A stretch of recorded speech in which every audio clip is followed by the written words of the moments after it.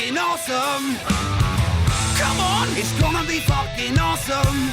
You know the words. It's gonna be fucking awesome. That's it, see. It's gonna be fucking awesome. Yeah! Hey everybody, it's Jesse Blaze Snyder here, the coolest geek alive, and that is not a boast, my friends. That is my solemn oath to you to always strive to be the most educated professional in geek culture who always knows the best ways to adapt beloved geek culture properties. Of course, that is with love and respect, because as the great Doomcock might say, without respect, we reject. If you don't know who Doomcock is, you probably don't watch a lot of YouTube. I digest a lot of YouTube, and he's a little hero of mine on the interwebs. He does a great kind of Dr. Doom-based character, you know, and presents for mature audiences sort of presentation of insider information out of Hollywood and scoops, and he's been discredited. But all the discrediting of him, I think, is really bullshit. I think he's an honest guy, and he's bringing the information as he gets it. But people don't really like when you're leaking information. But for somebody like me and wanting to be as educated as I possibly can be, I'm always listening to the rumors and the things that are going on and keeping my ear to the ground. And of course, I'm in the business, so there's various things that you hear, just having friends and relationships that exist because I'm in that world. So that helps me to get there. But yeah, I wanted to say that, and I think I'm going to try to start saying that or some variation of that at the beginning of every show, because I want everybody to know, Coolest Geek Alive is a pledge. I have a tattoo on my arm that says Coolest Man Alive, and it's not like me trying to be a jerk. And I know I've said this before, but I don't say it on every episode, and I'm going to try to say it more like at the beginning of every episode. It's really just a pledge to the people around me to be a good person, a righteous person, somebody who opens doors for people. And I mean that in more ways than one. I think talented people can't be afraid of the other talented people, and I think a lot of times they are, and they tend to kind of hold each other down. There's this terrible metaphor that goes the other way about these crab cages and how they don't have tops, and you would think that the crabs would crawl out of the crab cages, but as it turns out, when the crabs climb on top of the other crabs to get out, the crabs below them tear them apart. And that's really terrible metaphor for a lot of what's going on. Not only do you have people beneath you trying to prevent you from sort of upstaging them when you're trying to be a talented person and make it, competition from other people, even though it's not really competition, like things are meant to be, and they really are. I really believe the math and things are sort of lining up all the time, because most people are living very unconsciously to not be able to change anything about what they're doing. And the things kind of fall as they may, which is why, as like a white person, which it's so stupid that I have to think of myself as a white person now. Color just was never like a thing that I thought anything about.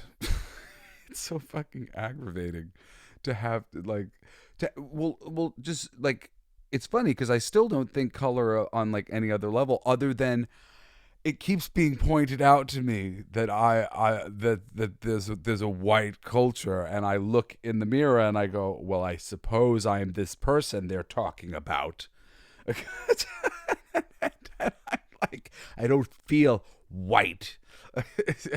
And I'm actually like a really spiritual person. I believe in reincarnation. I've had really deep meditation experiences where I've experienced past lives.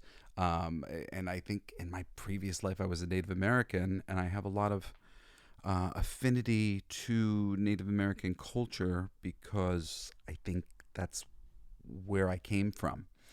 And a lot of people who struggle with their identity, I think that's that's the missing link, and I don't want to argue with people about whether reincarnation is real.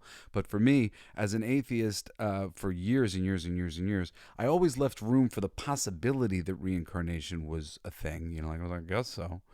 And then I realized that, like, what came first, the chicken or the egg? The idea for both.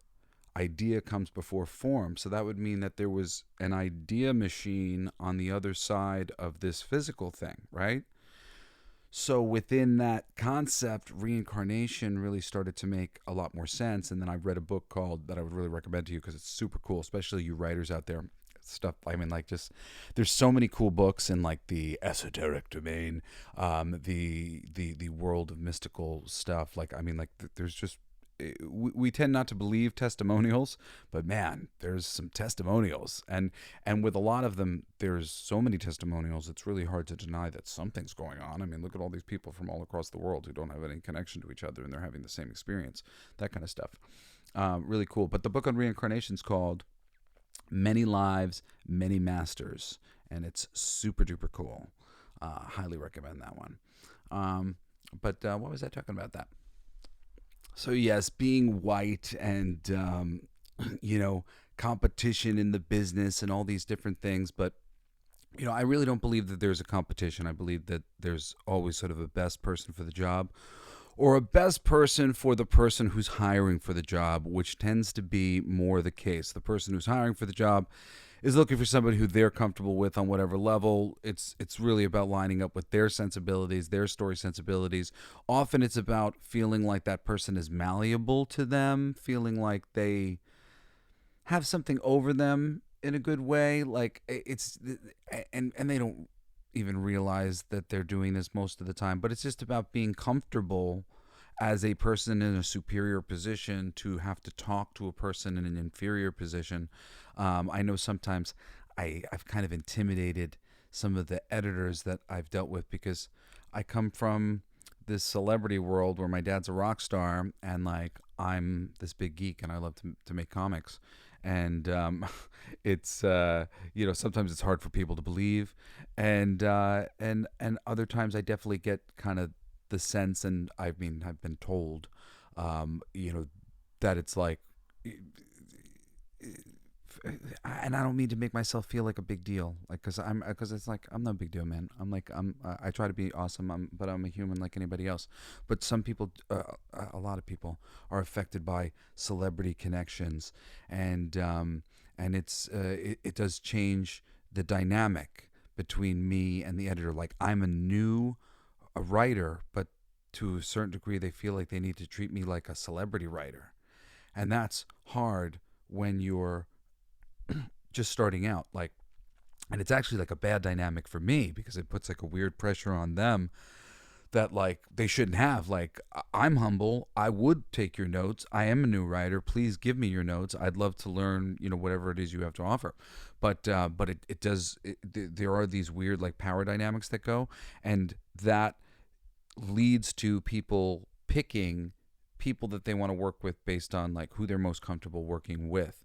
And you see a thing like in Hollywood, where there seems to be a general consensus. I know there isn't quite a general consensus. The people who don't agree, which are plenty, they kind of just keep their heads down and keep their mouths shut because they want to keep their jobs. But, it seems like there's a general consensus, and largely it's because the people at the top of the thing have accumulated the people of like minds, below them, and it trickles down in that way. And now once all the bosses think a certain way, everybody else has to think in lockstep. Now, but I mean it, talented people cannot be afraid to help other talented people and learn from each other and grow together and form together, to form communities. Me and my best friend Aaron Sparrow, who I always talk about, he and I, we were talking about making a business together. At the same time, he could do a business on his own and I could do a business on my own. Like, I'd rather like us both create businesses and have them be side by side, and like, and that can be done together. Like, whatever it is that you want to do, you can do it in harmony with the other people around you. and support each other and bring everybody up. I really believe that community is a huge thing. I was at the Mythic Legions Con this past weekend, which was awesome, with my son, seeing Aaron Sparrow, who's got a company with his buddy Jesse Quintero. Shout out to the other Jesse. What up? Jesse's a fucking paratrooper, and he told me this rad story about how he well, I think he said he's done like 65 jumps or something like that. He was a paratrooper in the Army, but he's really kind of beat up from it. And in one of his jumps, he jumped out of the airplane. And I guess the setup, I should say, is I guess the bottom of what you can jump is 500 feet, and the top of what you can jump is like 800 feet, I guess, to be under the radar or whatever. And they had like 10 planes stacked up within this 300-foot range, and they didn't know they were the very bottom plane. So he jumped out, and there's like this swing that occurs as the air hits the chute, and you swing up, and then you swing back, and then literally he hit the ground when he started to swing forward. So he swung. Ooh, I can't. Ooh, I just like felt it as I viscerally felt what that felt like as I said it. Bang! Ooh, Jesse Quintero. He's the man. They both do these awesome custom action figure heads and pieces, especially doing a lot for the Mythic Legions, which they were there for the Mythic Legions Con. But you should check out their company. It's Big Head Studios. I know you can find it, online or whatever if you search it up or whatever. But if you're an action figure person and you love toys, so shout out to them. And they were there selling stuff. And me and my son had an awesome time. Cassidy went around looking at everything and collecting stickers for his room and posters, and bought a bunch of things, and there was just tons of goodwill, and it's an incredible community that is being built from the Four Horsemen Studios action figure line of Mythic Legions, and its ability for them to be customized and for you to kind of interact with the fans. It's so amazing. Next year, my company, Killer Rabbit's company, my publishing company, we're going to be there with a reprint of the Mythic Legions comic book that we did for Four Horsemen Studios not too long ago.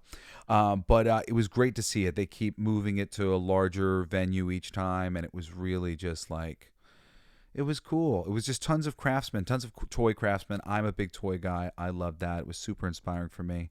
And I was just so happy to see it. So happy to see the Four Horsemen, or at least two of the three. Even though they're called Four Horsemen, their fourth horseman left long ago. So it's really just the three men. But they've got a whole bunch of people working with them now.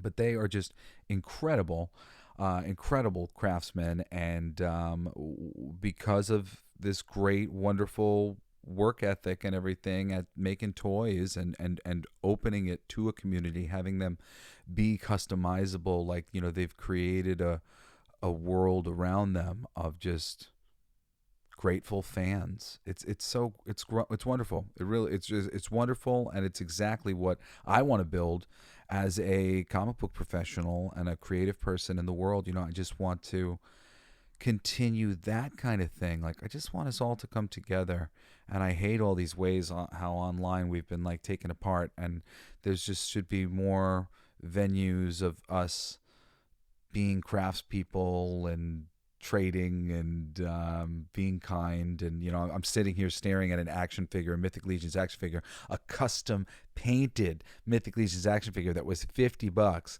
and I was just having like a chat with one of the guys that I worked on the Mythic Legions comics, and I love this stuff, but I had like some fires, I lost my toys, and right now, like, I was very focused on just like Marvel Legends, because it was just like one thing at a time, because like it's just like so much money to try to go and reclaim my collection. I mean, I'm pacing myself, and really, actually, I'm building my business, so I'm like not really buying anything. And that was the thing that I said to him. I said that man over there, Aaron Sparrow, I'm like, he's bought like 90% of my Marvel Legends collection that I have right now, and like probably my girlfriend like the other piece, and a couple other people have given me a couple things.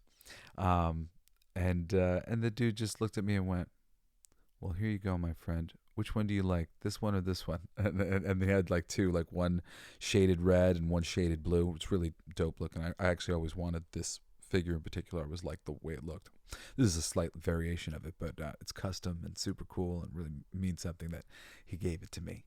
And, so I got it sitting here. And that's it. That's a community, geek culture community that I grew up experiencing, where I approach Jimmy Palmiotti at a little convention in, New York City. It's like everybody's crammed in and all these old comics and stuff, and just like stop him in the middle of the hallway, and he signs a bunch of books for me, very merrily, and versus, let's say, Jim Lee, and same thing happened, and I just asked him if he would sign something for me. It was just, I think, a book, and it was just like, no. And it's okay. It's all right. It's okay. There's like, it doesn't mean Jim's a piece of crap or anything. There's been like a Hollywoodization of the world, of this entertainment medium, and there's so many reasons for it, and I really want to talk about it, because I mean, like, the title of this episode is going to be something like celebrating defeat, the Marvels, and what happens when you piss off the tastemakers. And the world of geek culture is a world of fire and passion. Fire and passion creates fandoms. And we love the thing like it is. Can you make it better? Yeah, if you're smart about it. Can you change it and make it better? Yes, if you're really smart about it. But we want it as close to the thing that we like as possible. So any changes are going to be based on the thing that we like.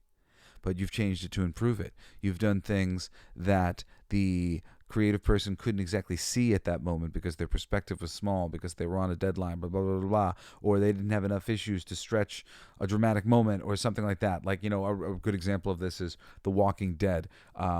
Was it a great idea for them to let Shane live longer in the thing and there be awkwardness between the friends and all this stuff? Fuck yes. Fuck yes. It was a great fucking idea. And Robert Kirkman said, he didn't do it. There were reasons why he didn't do it that were just sort of circumstantial to a certain degree. And he just needed drama, for each issue to keep everything going. So it's like he didn't have time to let a character live, kind of thing. He had to like make you care about him and then move on with his life. But in the circumstances of the TV show, it was worth keeping that character around longer before he was eventually killed off. And a decision like that is not a bad one. There are some decisions in The Boys that I really approve of. The Boys, I'm a huge fucking Garth Ennis fan. Garth Ennis is a comic book writer. He's very well known for writing The Punisher, but the things for that I'm like, I love him for are Preacher, which he did at Vertigo, and a book called Hitman, which was in the DC Universe continuity and is just a wonderful fucking absurdity. I highly recommend Hitman to anybody. If you want to get into Hitman and you like to laugh, I should say, if you'd like to laugh and you want to get into comics, Hitman's a really good way to jump in. There's like, I think like 6 graphic novels or something. It's like 60 issues or so. But it's fantastic. It's really just irreverent and silly and wonderful. But like Sure. it's it's a really balanced kind of book. It's really an interesting one. I remember I handed my brother Shane every awesome comic book like miniseries run and everything that I had ever read in order so he could like best enjoy it kind of thing. And I remember Hitman was a favorite of his as well. So two Snyder brothers agree. But then we're the only two that have read it. But there you go there. Yeah. I mean, it's just so, Hollywood is tone deaf. And it's partially because they think we're stupid. But one, we're not stupid. And I think, the Pixar movies prove this. People tell me all the time, they're like, man, it's for kids or it's this or whatever. And I'm like, what? Fuck you. Like, I'm like, how dare you offer such awful fiction to children? I think Pixar as a company proves, and I think they've gotten a little bit more infantile as time has gone on, but they proved and in some ways continue to prove that the audience for children are quick on the uptake. They understand. If you lay out a real world and real stakes and these films, when done right, are fabulous teaching moments for children. Do not write down to children. Don't make it stupid because it's a superhero movie. And I think this is a lot of what is going on, this thing of like thinking that we're stupid. However, I think that they learned very quickly that the fans of this stuff were not actually stupid. And then they resorted to trickery to continue to feel superior in this way that we're stupid by playing us in various capacities and actually using us as a PR diversion for bad films that they make and bad television shows. And when things aren't received right, with the Marvels right now, they're blaming fucking men for the Marvels. The audience was 65% men. And like the demographics were like sort of weird on like what women were showing up. Like it's like I think it was like a 35% women of like a certain age. So I guess it was like a certain amount of younger girls, but like 65% men were in the theater for the Marvels. And you've made, hey ladies, it's like a propaganda flick. Like I didn't even watch it. Like I avoid the ones that I think I'm not gonna enjoy. And maybe if my kids want to watch it later, or my brother-in-law was saying that he was gonna bring me to see it. He was going to bring us all to see it. He was like, "No, we're going to see it." And I was like, "I don't know, I'm seeing it, but okay." But I mean, like this notion that it's like some sexism that's going on. Like the women who were watching the Marvel Universe loved it already. Women love masculine entertainment when it's done right. Like it doesn't the male power fantasy goes both ways, and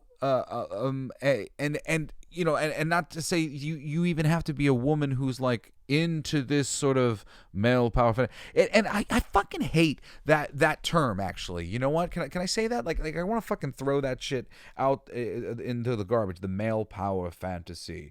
Look at the male power fantasy. Because I don't look at any of the material like that at all.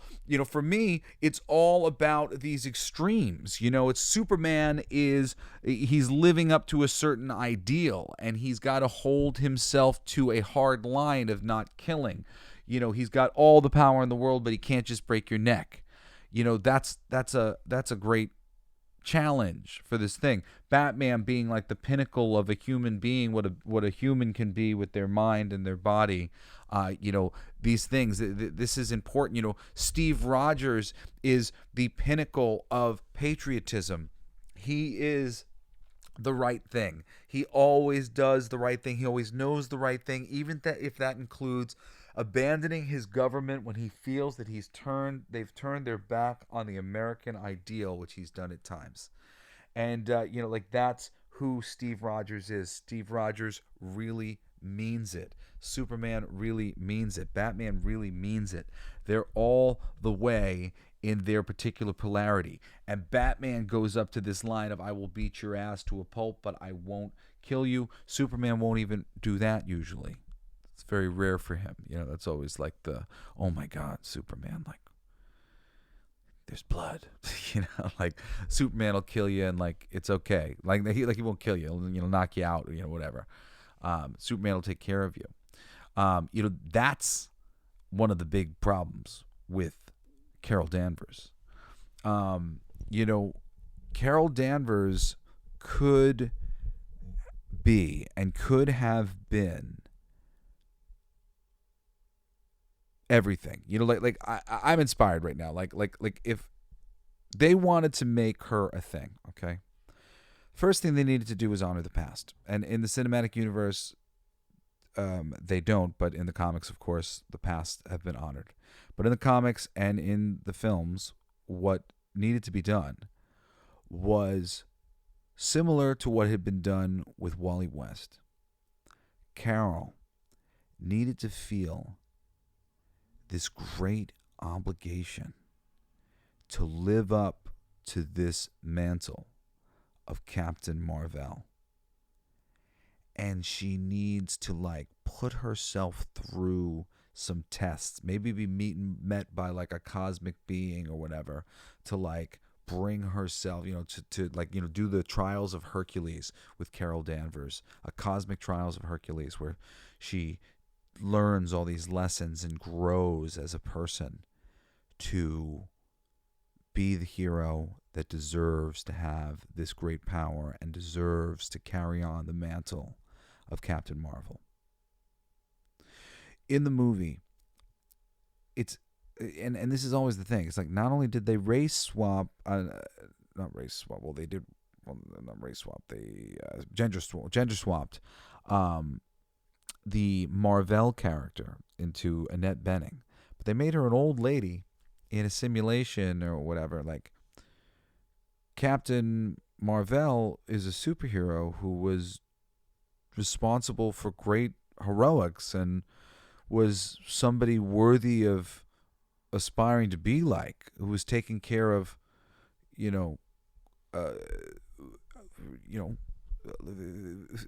large amounts of people and what's the word? Honing a great power or utilizing a great power in honorable ways. What's the word? He'd been given a great gift and he used it for this great good, and he trained her and all these different things that would make her want to live up to something and then go out to try to really prove herself, as opposed to just going like, "Oh, I have, and I take on this name the other way," like having her choose like this difficult path because she wants to earn it and she wants to know that she deserves it.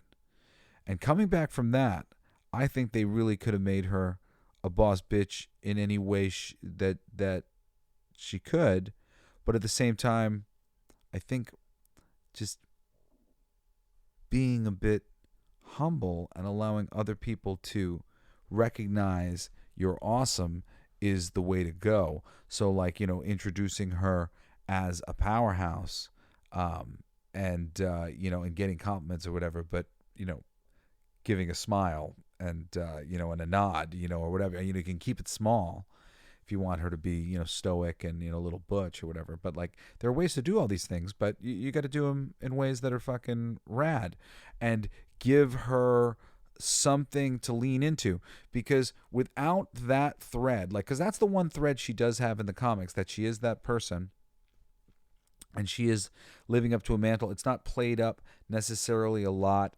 They've played up her military background a lot, which I don't really think is necessarily a great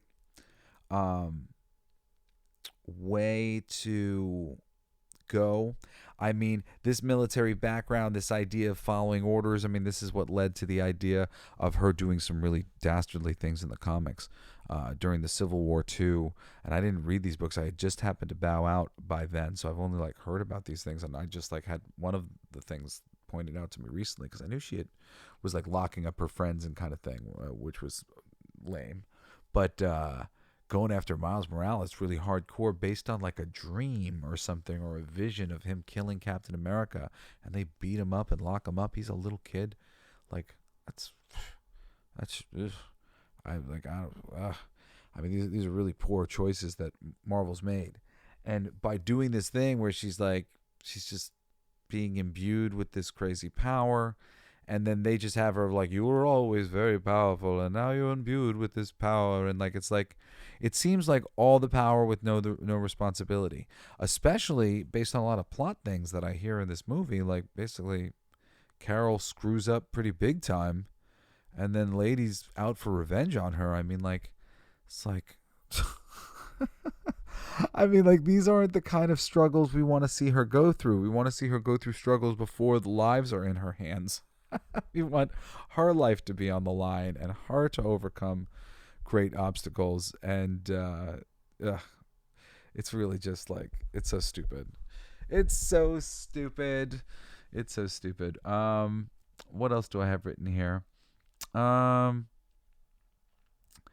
You know, I said that, well, that so Hollywood learned very quickly, I think, that they couldn't mess around with the fandom, that we really knew things, that we were smart, at least a contingent of us. I mean, we also have children and idiots as well, but there is plenty of us who are very savvy. You know, comic books are a rich art form. It's artists drawing month in and month out, honing their ability. Some of these artists, their work is just fucking incredible. I talk about it all the time.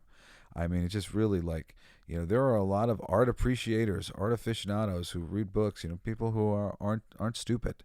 And more than that, there's a lot of people invested in the business, and the people invested in the business are not stupid. They want to see the business be as healthy as it possibly can be. As the business shrinks, it makes the percentage of people who are speaking out more so the people who have skin in the game, people who write and produce comic books or draw comic books, people who own stores and trade in comic books and cards and all these things. I mean, granted, you know, things like anime are on the rise, so, you know, some savvy stores are able to shift and adjust and get similar things going. But a lot of these people who own these stores, they just don't really know enough about the thing.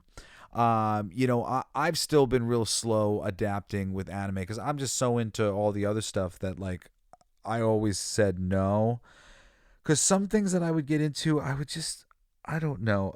On some levels, I would really like it, and on other levels, I just didn't exactly get it. And I think Akira was one of the first ones that I watched that was really disappointing to me. I was really excited to watch it because I'd heard such great things about it. It was the greatest anime of all time, and I remember putting it on, and it was supposed to be the greatest thing, and I was just sort of like, huh, okay. And I didn't really like it. Didn't move me.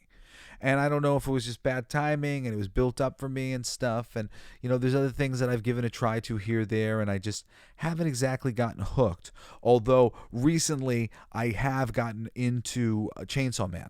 But even that, I'm still only probably halfway through the first season, and I haven't necessarily been ripped back to watch some more, even though I'm into it and I do want to go back and watch some more.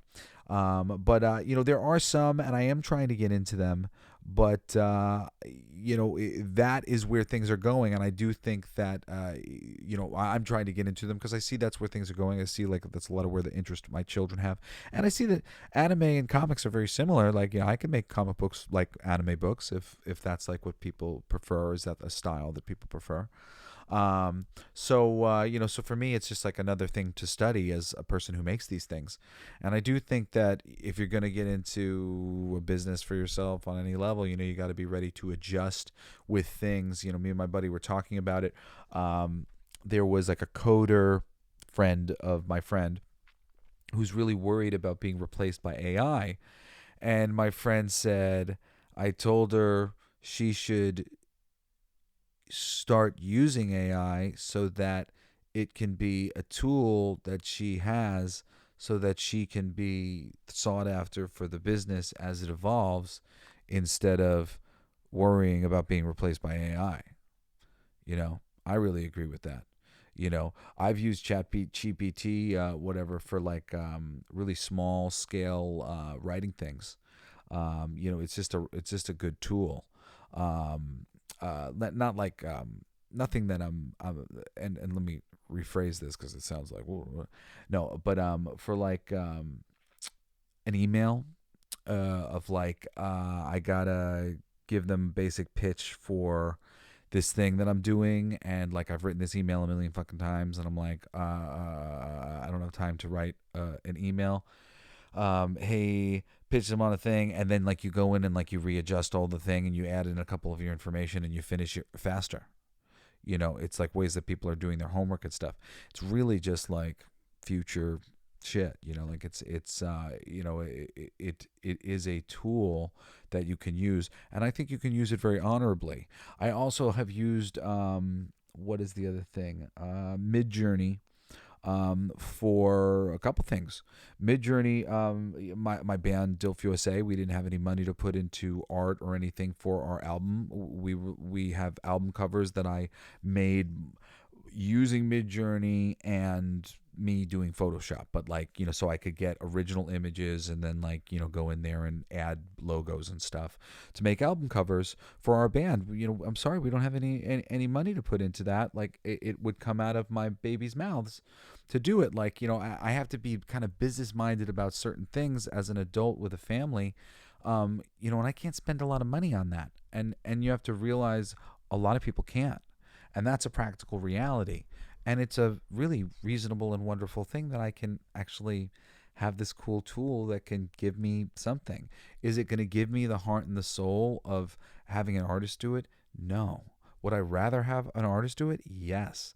When I release these in the future, am I maybe going to have an artist redo some version of this thing or something? Like probably. I'm not going to like make this, but it's just online and it's just a picture to represent the single so people can hear our music. Like we just need an image, So, and I see lots of people making so many YouTube videos and like they need an image, I understand. I need an image. I had done something. I have such a tendency to think so big and so so many possibilities. I get overwhelmed by certain types of projects. One in particular is writing bios. Because there's just like so many ways to write it and approach it, and like when I have to write myself a bio about myself, I just like I hate having to write about myself. And I know a guy who's got his Coolest Geek alive. Like I say that whole thing, like it's all sort of like for somebody who that's hard for. Like I named that thing because it makes me uncomfortable. But I'm on a journey of trying to love myself more, which is, I guess, often the journey of the artist and the struggling artist. But now, thanks to you and this podcast, I'm way less of a struggling artist, and I appreciate all of you guys so much. I mean, really, like, just love being able to come and talk about all this shit, and like, helps me too because I have it all stored up in my brain. But then getting to talk about it and also reminding myself how much I have on deck waiting to be discussed about all of these things. I should really get to the main thrust of this whole thing. Like, is it okay for the fans to celebrate the defeat of the Marvels? And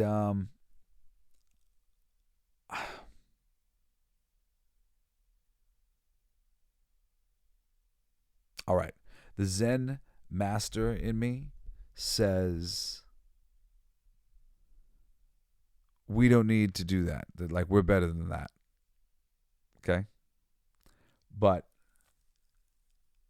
the Zen master in me also says we're not living in the Zen master's world.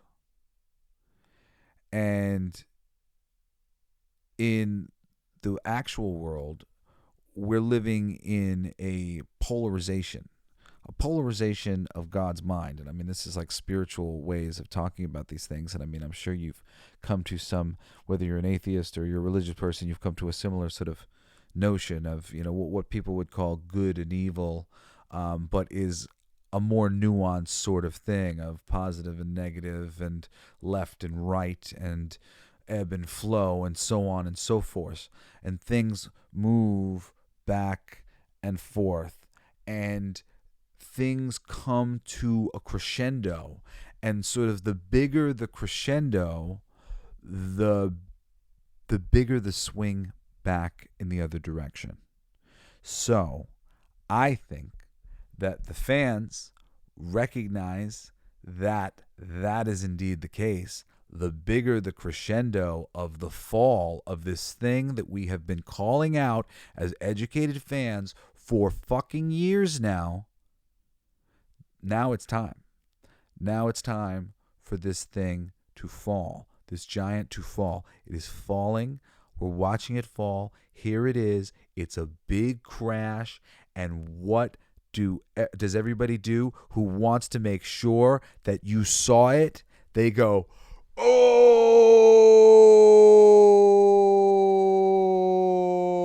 snap.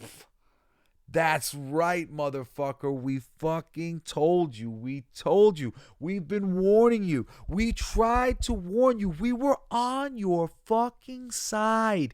We were on your side. We wanted this shit to be great. We wanted you to succeed. We wanted Star Trek to succeed. We wanted Star Wars to succeed. We wanted Marvel to succeed, and Indiana Jones to succeed, and Willow to succeed, and the DC Universe to succeed, and Doctor Who to succeed, and The Witcher to succeed. We wanted it all to succeed.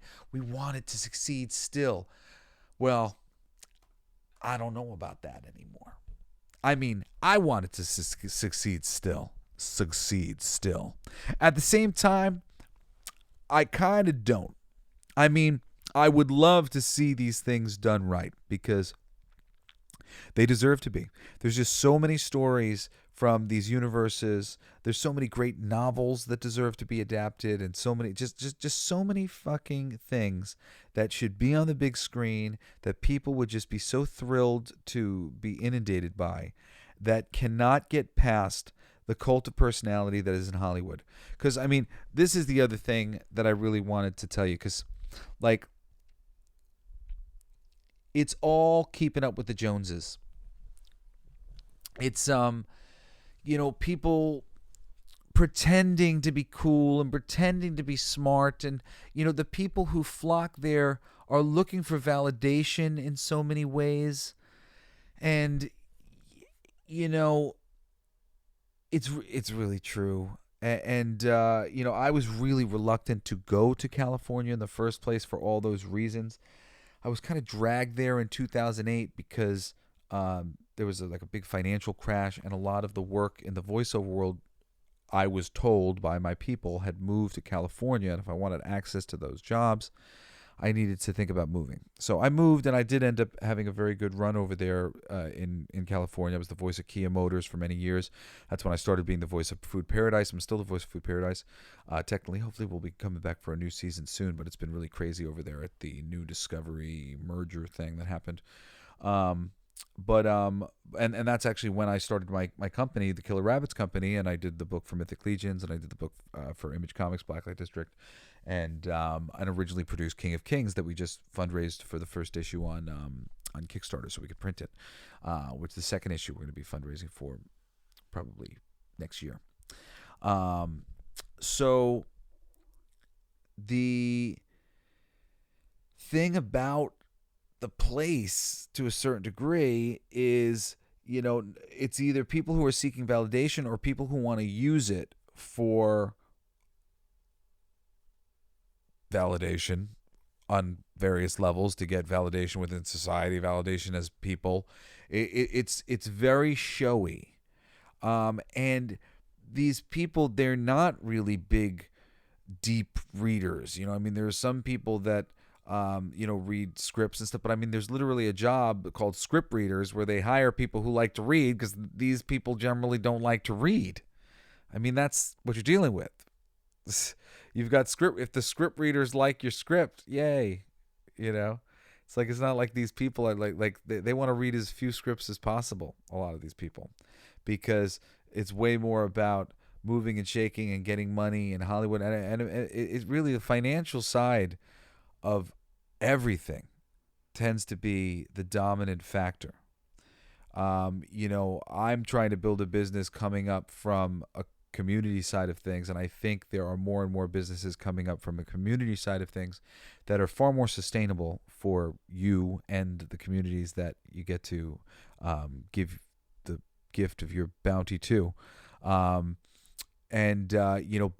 in Hollywood, it's like the financial thing at the top, and I have it like on such good authority that like these budgets are as bloated as they are because people are stealing money from the productions. The bigger the budgets, the easier it is to steal from the productions. And as these budgets get really big, various people in various positions who have maneuvered themselves as in-betweeners and whatnot are taking money out of the equation that other people aren't being told about, given, whatever else. It's happening all the time. And then, the way they do their accounting, they don't pay people like that they owe money to for years and years because they'll tell them that their movies aren't profitable. So they make all these deals, and then it'll take forever to pay lots of people sometimes. It's really crazy. It's a real racket all across the world. All industries have become rackets. They all are. I've got a new song coming out from my band. We're trying to rush out the video right now because it's about the strikes, and it's a funny little thing on it called "Money Ain't Funny," and it's just these union talks. I mean, it's just like they're so incestuous. They become so incestuous over time. There's so many ways to incentivize people to wheel and deal, and the power is with these money people, and they just use that power over us to just never allow a equalization of the systems. Mark Millar recently called for what I would call an equalization of the systems, offering 50% and small page rates to good creators, to get big name creators to come in and make things for them. And I want to believe that somebody will do that at the big two, I should say that the big two will do that, because there are other companies who do versions of that, and I commend all of the companies who do versions of that. That is awesome. I was freaking fighting. I was supposed to get 10% ownership over something that they couldn't have done without me. Granted, they gave us the title, and they had some basic assassin factions that they wanted in this thing. And I was supposed to get 10%, and I ended up freaking fighting with them for 5%. And literally the words in my song are, "Money ain't funny when it's used this way. It should be 50-50, but you hear them say 60-40, my friend, maybe 90-10. The money always gets you in the end." And I was like, as I was accepting the 10, I was like, I'm getting the low end of my song. And then it switched to 5, and I was like, fucking fuckers. Like, it's so aggravating, the how difficult it is. I mean, my editor told me I didn't have a leg to stand on, basically, when I asked him if I would have any ownership over Dead Romeo that I created for DC Comics from soup to nuts. The title I created for them, the premise they freaking tore apart until it was basically just the simplest fucking premise. But I created every character in that book. I don't have a leg to stand on. I created the book. Like, it's kind of crazy. It's crazy. It's crazy that sort of thinking is the thing that goes into this. I mean, but again, this is some of that Hollywood thinking. I mean, that's how they play it.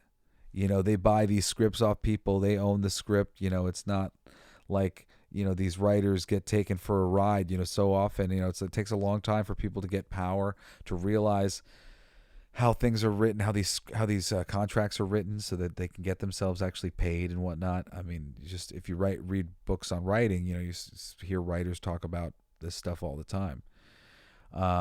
It's a dog eat dog world out there a bit. Why I advocate for building things for yourself and educating yourself enough to do it on your own. It's never been easier to do it on your own. There are libraries everywhere, and the internet is real. You can learn anything. I never stop learning. I never stop learning in the name of, one, being a better person, and two, being better at my craft, being a better writer.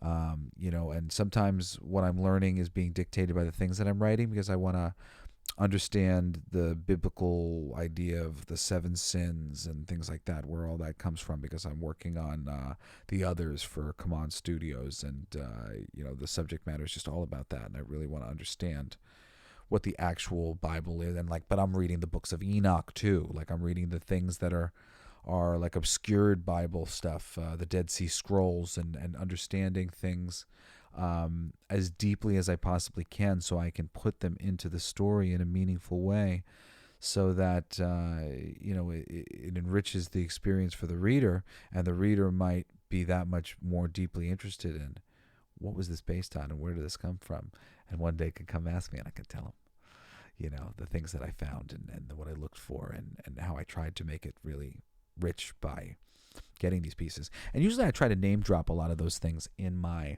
books. I have a bunch of name drop. I don't know. Probably Enoch is maybe mentioned in the Others miniseries that I wrote.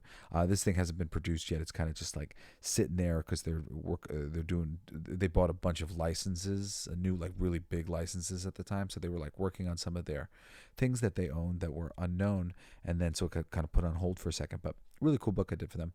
And there's a ton of references, Bible references in there, and other types of references, for the purpose of, if somebody wanted to, without having to come talk to me, could possibly go and look up online and find some of these things. Everything I write, and I really think if you're a writer, a creator, artist, whatever, everything you create, you should have some sort of intention of what your reader's going to get from this. And, for me, there was a ton of spiritual things that I really wanted the reader to get out of it. It really ends in a powerful message of love, I guess, is the ultimate thing of the bit, but kind of rising above our baser nature, not fighting fire with fire, I guess, is really the big message of the book. But then also within that, additionally, because I like there to be more, better than you read my whole story and you got one thing out of it, it would be great if you could get many things out of it. So when I'm writing about people and cultures, I try to get in interesting background information that is based on real stuff.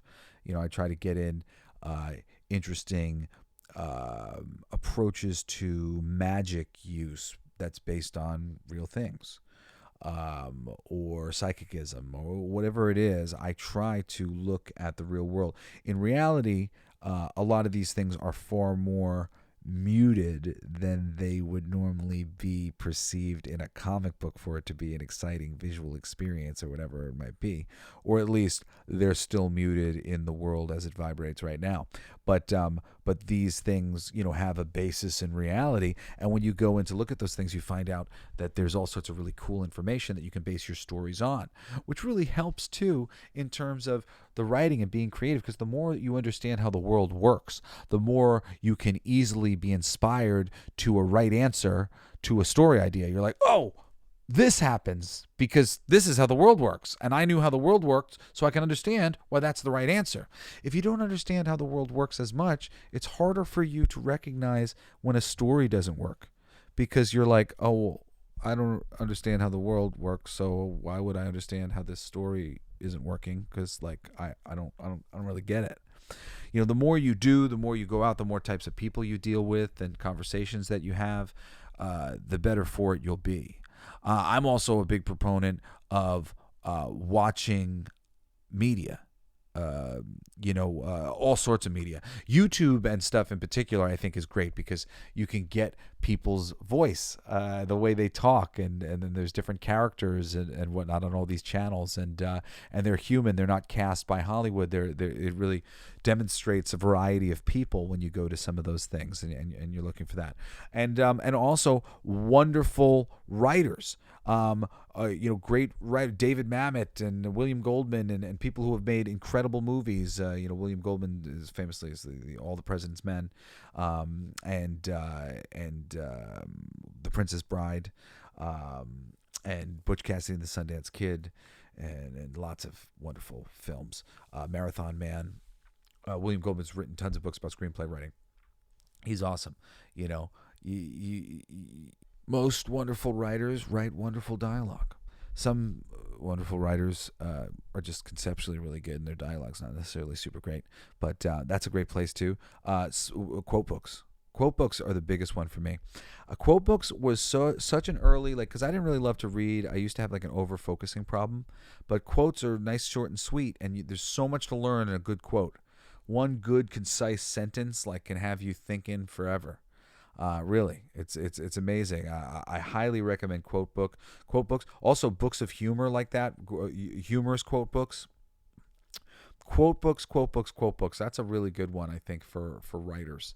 I think that was maybe the greatest tool that I've ever used to be good. To this day, I have a worksheet of quotes that I collected from when I was a little kid on my computer that I have managed to have survive to this day, and I will go to it often before I'm doing a story, and I will just look at pieces of quotes that I liked, and pull anything aside that I think is appropriate, nuggets for the story that I'm working on, and give variations of those wisdoms in my books. Just the ideas underlying the merits of the quotes. And often these quotes would lead to me writing stories. Quotes are a great inspiration for stories. Quotes and art books, images, paintings, it's just, you need to be inspired and you need to be open. Grinding and isn't the way. But reading a good book from a master, telling it like it is, letting yourself enjoy some nature, allowing yourself to be inspired by an idea and then working on it, as opposed to slaving over something that you think is necessary. If you do think a certain something is necessary to write, don't force it. Wait to be inspired the thing that you think is necessary. And then when all of a sudden you go, ooh, that's a good version of the thing that I think is necessary. It has to be a kid's book. Okay, well then do it like this. I'm doing this book, the book that I'm about to launch on, what is it now? I'm trying out fundmycomic.com. And with the first 30 days, then we're going to go over to Kickstarter. But it's called Fucking for Our Future. And it's an adult comic book because I found it necessary for feeding my children to go into this space because I hadn't made a big enough name for myself as a comic book writer, even though I've written for everybody and I've done good work, but I just really haven't done long enough runs. I mean, really just a little snippet here, a little snippet there, a little snippet there. A lot of that's because I do a lot of other things. I'm a musician, I'm a voiceover actor, I'm a host, I've been shooting TV shows and whatnot all the time doing these other things. So the fact that I've actually done as many comics as I have is a testament to my work ethic to comics, and I would have done even a lot more if various things. It's a little bit of shyness with me, but a lot of it is just the industry and my unwillingness to succumb to stupidity. Although I'm sure I'll work with all these companies again. I want to do good work for them. I want to see Marvel and DC rise to the top. At least I want to see great stories be told with these characters because I really think they represent some things. They've come to represent some things that are worthy telling stories about, and there are many things that people can learn from these stories that can be told, and I want to write some of them. So anyway, I did Fucking for Our Future because it's a a place where I know I can go and make money and get a name for myself because there's a big audience there. So I can at least build a name for myself there with this one audience, and maybe I can drag them from my nudie books into another thing. So what did I do? I went, well, I'm really uncomfortable with this nude book thing. I don't like it because well, I don't like it, and I asked myself, well, why don't I like it? And I was like, well, I really don't like it because it affects the story. If you see the person naked on the cover, it makes them look soft. There's any number of reasons why it kind of like it changes how you look at the character. So I don't like because of that. And then I was like, all right, well, what if I made a book where it's centered around the nudity? The nudity was actually part of the story, and the covers would just be depicting moments from the story, essentially. And then I went, ooh, I like that. But then I didn't immediately sit down and like force something onto a paper. I came up with an idea eventually when it came to me. I went, okay, all right, yeah. Maybe I will. And I put it aside. And it wasn't that long. It didn't take that long. Once I had like a little bit of an idea, and inspiration came to me relatively quickly. But it wasn't like I had to muscle it into position and I had to figure out this thing based on all these other things. And literally like lightning hit my brain and I was like, fucking for our future, like it's a book about like we're having to save the human race because men and women have separated. And and now and I thought it was really clever that I'm like, and we've got this like woman, but it's a robot, it's a sex robot that they're sending out into the wilderness with with a woman inside, to collect these sperm samples from these men with these giant penises because they've de-evolved into animals. Well, they genetically modified themselves. They're called the three-legged men. And then there's these little petite women up north whose cloning machines aren't working anymore and they need sperm samples. But so this, I really think, was a very inspired idea, but I didn't force it. It just kind of came to me, and I really think it's been universally beloved. And the things that just kind of come to me like that, they're the ones that people get the quickest and are the most excited about beside me and are like, oh, I can't wait until you do that one. It really like don't force the thing. And there's a lot of that going on. But getting back to the point, the biggest attribute of these people is that they don't allow themselves to develop or have or won't let their good taste show through. Because they're more concerned with keeping their jobs. And I totally understand this. In this world, once you become an adult and you have a family and you're trying to live your life, you'll see how important that really does become for a lot of people. And this keeping your job mentality, it does not lead to these things being done right. So what do you have? You have tons of yes men, essentially. In a superficial culture, you have everybody blowing sunshine up each other's butts and then relying upon the sunshine system, the system of sunshine up butts for your survival. So everybody's sort of maintaining to save face because nobody wants to look bad, together. And then you'll see things all the time where people get thrown to the wolves, all of these things. Like right now they're trying to blame everything that's going on at Disney, not on Bob Iger, but on Bob Chapek, who was brought in for I don't know if he was even there for more than 2 years. And it's all his fault. Everything's gone wrong because of him. No, man. All these problems were created a decade ago and the fans were yelling at you that they were happening. We were yelling. We were telling you, this is fucking happening. It's just crazy. So, I mean, is celebrating defeat okay? Yeah, I think it's fucking appropriate in this case. I really do. I think, it's just the fans attempting to push the, what is it when you do the tetherball? To push the tetherball as far back in the other direction as humanly possible, because this tetherball was about to reach the top, and it did. It reached the top. So I mean, really, we're going restart, and everybody is shouting, "Hey guys, we called this ages ago. We thought maybe Quantum Mania might have been okay. We thought maybe some of these TV shows might have been okay. But we told you the Marvels was going to be a fucking stinker. And here you are after everything that you've done and the Marvels. It's just like, it's just like the giant beast smashing to the ground and like coming in for a landing. I just saw the Puss in Boots, the recent Puss in Boots, the animated Puss in Boots, which is fucking great. Sliding into the ground like on his face. It's like it's a monster sliding into place behind you. There you go. He's fucking dead. Turn around. You need to freaking do something. Like the people who are yelling, as my parents might have said, we only yell at you because we love you. If we didn't care, we wouldn't say anything. My parents were right, and the fans are right. And they're yelling at you, Marvel, because they fucking love you. Now, I'm going over my usual hour, so I'm just going to try to wrap it up with one last thing, because I just wanted to talk about this real quick. Within the Marvels, there is a character that I do believe is actually working and does actually work. I don't care for the character myself, but she is a functional comic book character. She is an extreme thing that she represents. She represents the fangirl of Captain Marvel.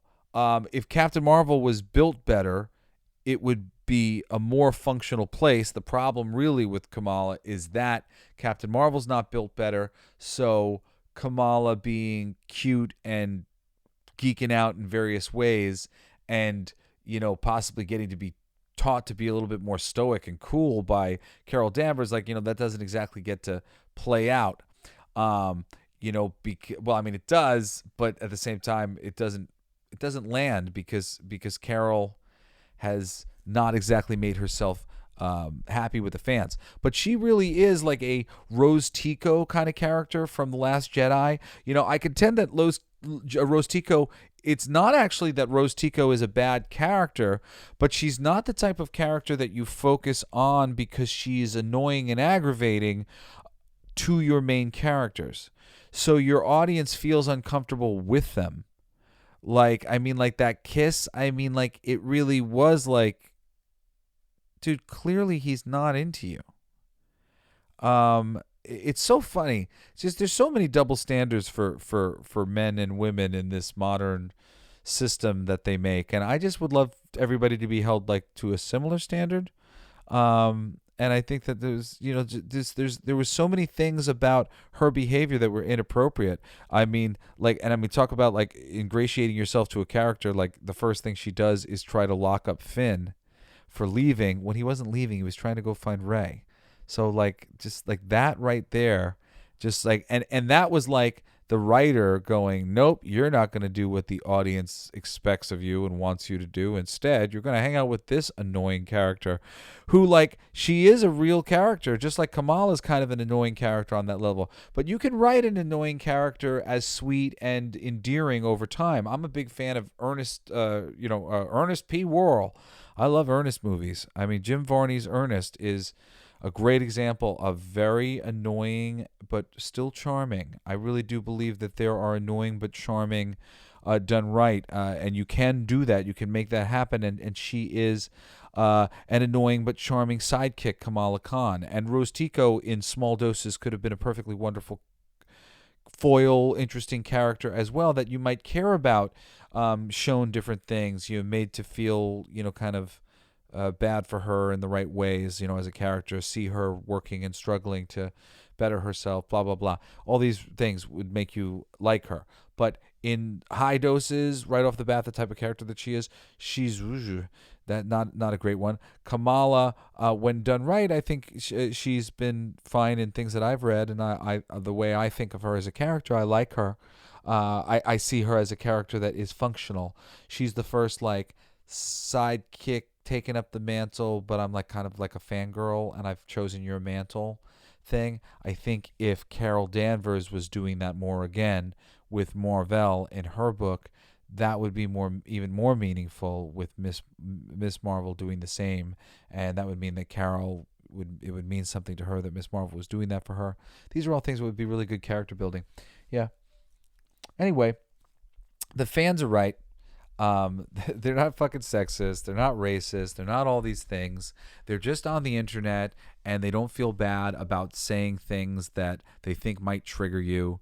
And they're literally like, they're baiting people. I mean, once everybody knew what the trigger words were online, there was a certain contingent of people who were like, I'm not playing this game. I'm going to use all the trigger words, and I'm just going to be a total heel to you because I think you're being absurd, and I don't want your way of thinking to win in society. And I'm telling you, that is largely what has happened in society on social media. There is a contingent of people who are like, I do not want this word police bullshit to stand.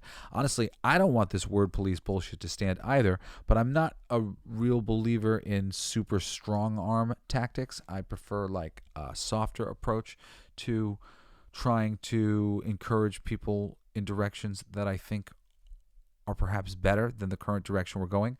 But a lot of people out there aren't like me. They want to just fucking get what they want right now. And the way they're trying to do that is by standing up to it, by baiting everybody online. And I mean, like, I've had people who have like, but Jesse, and they show me this exchange that they had with this person. And I literally, at a certain point reading it, I went, dude, I'm sorry to say, this person is not hateful.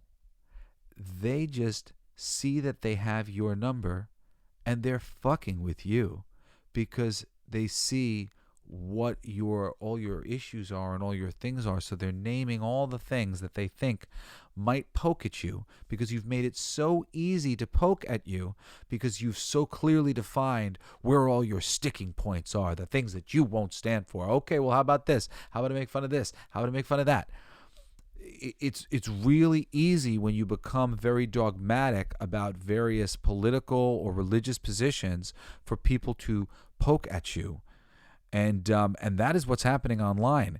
And I'm sorry, like I understand that everybody's mad, that the industry is mad as a whole, but you've just allowed yourself to be antagonized. And from somebody like me who saw what was happening as it was fucking happening and never got antagonized and just literally was watching my friends in the industry get antagonized going, oh God, guys, you're just like letting these motherfuckers antagonize you. Like, I know all about it. I was a VJ on MTV2 when I was 19. Like, I fucking got roasted. Like, I had to learn to take it. I had to learn to take getting fucking, taken apart, let alone that. People find out who I am. I'm Dee Snider's son. And I had a garage band at the time. My band got roasted. Got fucking just like eaten alive by people looking at, me from this vantage point. It's like the internet is not an easy place, and Hollywood cannot shut down to the benefits of having an audience be able to really viscerally respond. And they can't just listen to a single article written by somebody on CBR. Fucking the so many of the people who want to write and want to do these things, they just want to be heard. And, and I mean, hey, that is a partial motivation for me. Like, I feel, well, really, I feel very misunderstood. And I want to live in a world where different people who are different can be better understood. It's one of the reasons why I like the Muppets, because I feel like it's a group of people who are all kind of misunderstood. And I hope that one day we live in a world where we understand each other. And, so I'm motivated to write things that help us understand each other. And I think, generally speaking, all writing and all stories help us understand each other by pitting one thing against another thing and seeing how they interact and seeing what happens when this thing does this thing and this thing does that thing. And the best writing teaches us about life and about the world. And the best superhero comics teach us about those things and ourselves and our limits, and they demonstrate limits. They bring characters to the outer limits of who they can be. I don't think they've done that yet with the Captain Marvel character, not in the comics, and certainly not in the films. And a little bit they've got it going on with Kamala Khan. Spectrum, she's never really been she was pushed hard in the 80s when I wasn't reading. I'm not like super familiar with that character other than a couple appearances in some other books. Like she showed up in a book called Next Wave, which is super cool book. Next Wave, worth checking out. I think Warren Ellis wrote it. Good one. Stuart Eminem artwork, cool one. And I see a good one for Marvel to adapt one day. It's something that's super cool that like is under the surface that they have. That's like a winning hand if they can adapt it correctly. But yeah, so I don't have a lot of like experience with her, but she certainly has not reached any sort of pinnacle of anything. You know, Reed Richards is the smartest man alive, and then he's got his family around him who went through the cosmic rays with him. Bruce Banner is a brilliant scientist who can't seem to solve his one biggest problem, the Hulk. He's in this perpetual battle to get his Hulk thing under control so he can keep it away from the military as a weapon. Spider-Man's lost his uncle, and with great power comes great responsibility. And Captain America needs to uphold and feels righteously that he should uphold the patriotism of the American dream at all costs. These are the pinnacles. The other people end up being measured against them. So Falcon isn't really necessarily a great like forever Captain America, because Captain America represents that thing. He was it beforehand and he was it afterwards, and Falcon sort of came to be inspired by and be friend of Cap. So if Cap died and it was time for him to take up the mantle kind of thing, and granted Cap got old or whatever, it is appropriate. It just you don't view him as the pinnacle. You view him as having learned from the pinnacle and being someone who appreciates the pinnacle like you do. You can write that book, and Wally West is a great example of living up to the mantle of the Flash, but he's he's doing exactly the Flash thing. I mean, granted, I guess Captain America, Falcon's still the Captain America, even though he's got wings. So I guess that's similar. But you really have to base it around honoring the original character. It can't be about how much pizzazz the new character has. And in general, for a long time, you're going to have the deal of the other people who like the original character wanting that original character back. But if you honor that character for the long time and you make that like a pillar of that character's existence, you can make it a thing, as it's been in a lot of other books.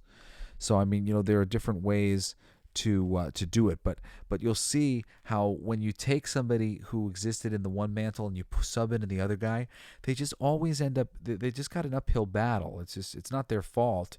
Could be a great character. When you put actually the best time that I ever saw it work was when Grant Morrison put Nightwing into the Batman cowl, but he put Batman's son as Robin.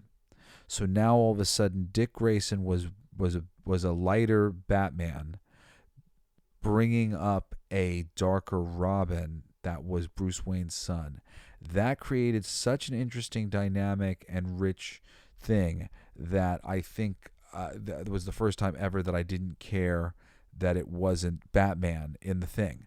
Granted, like a future story about that, well, I mean, he's only a little kid once, so you got to write it now. But that was great. I really fucking enjoyed the hell out of that dynamic. But generally speaking, whenever you bump anybody from the previous role, there's a certain thing, and you have to give somebody a purpose before it really takes on with people.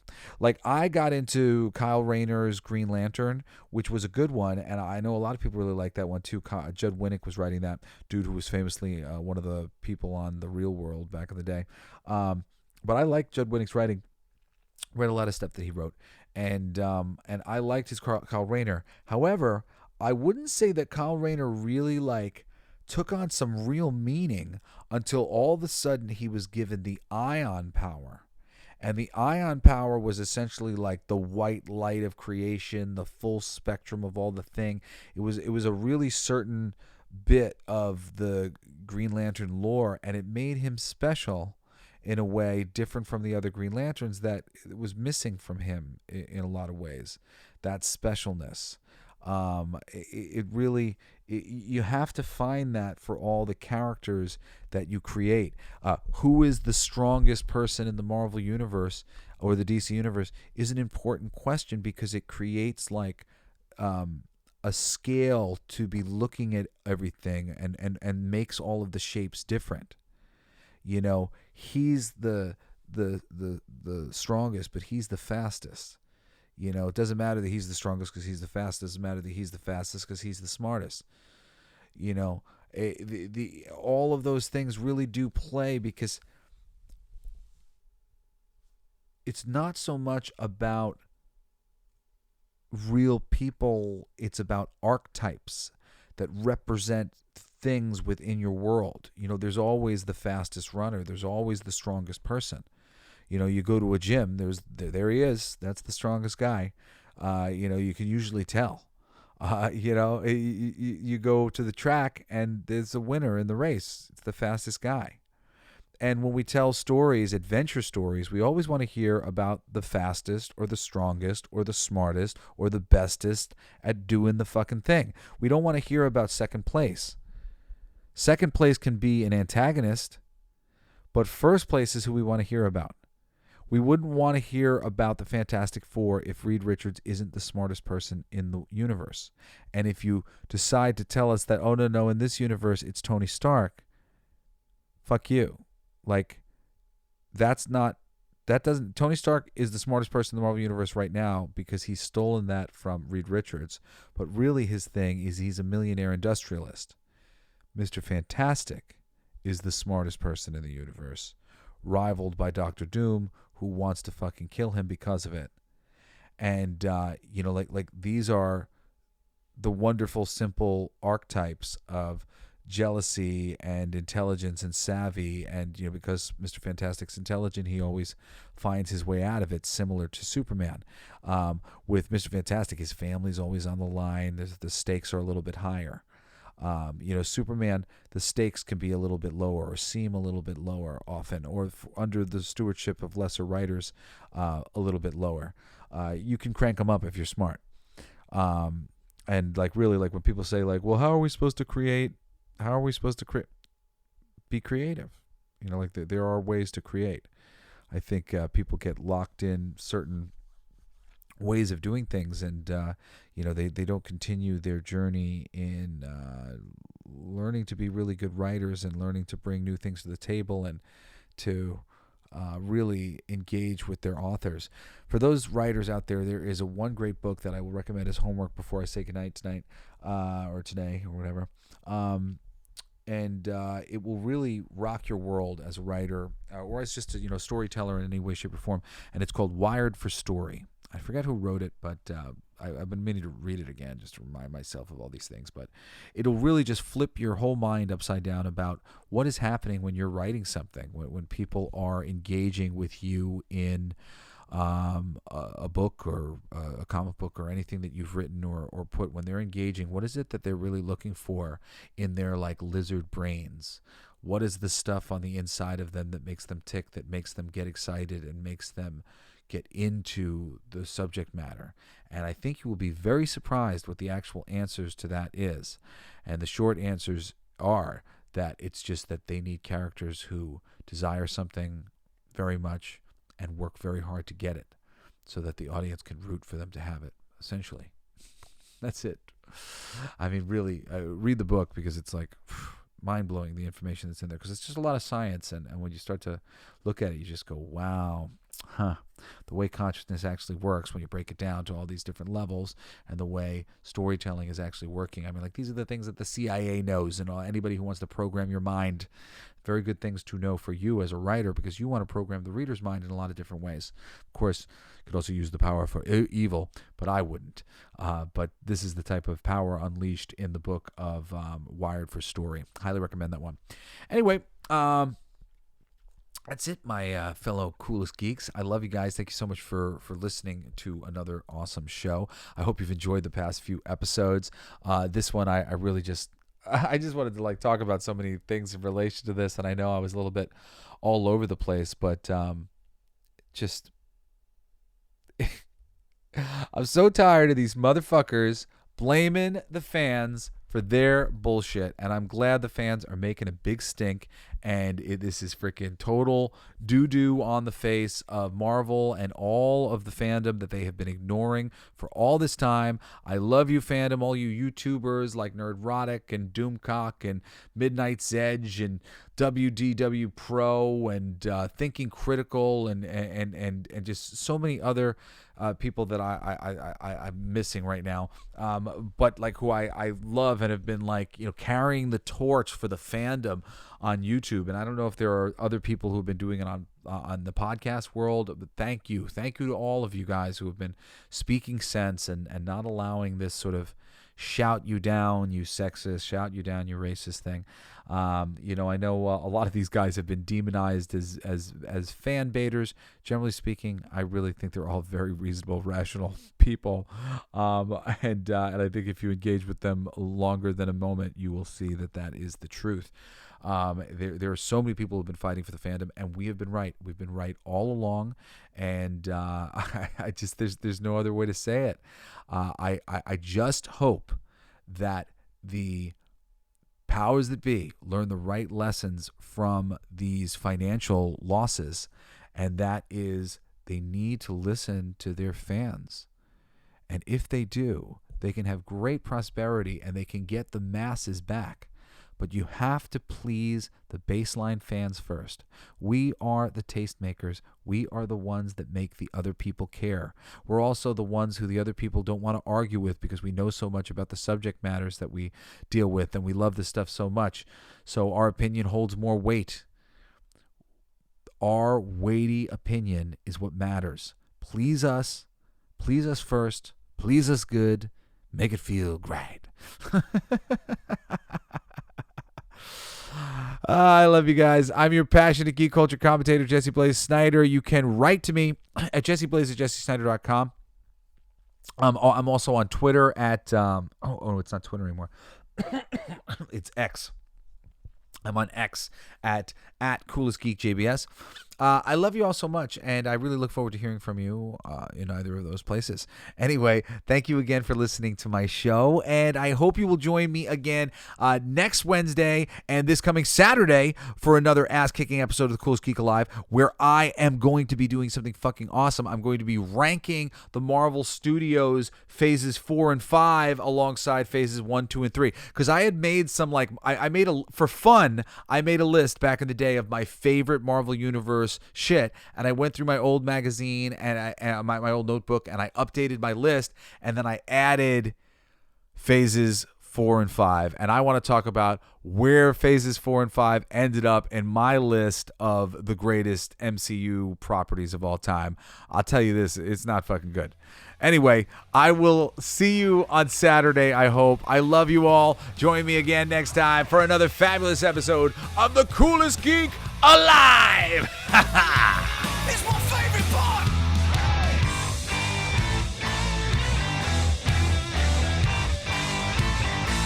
Isn't that heavy?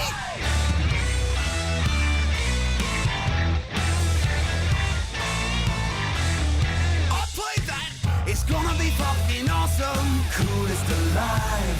It's gonna be fucking awesome. Stay with your tribe. It's gonna be fucking awesome. Revenge of the Geeks. It's gonna be fucking awesome. Week after weeks. It's gonna be fucking awesome. Laughing with you.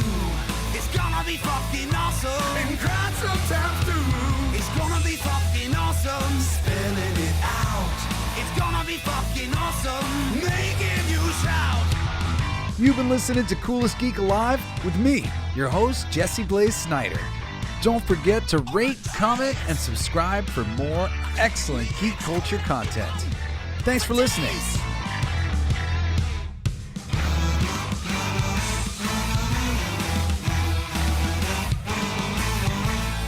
You like that? It's a kazoo solo.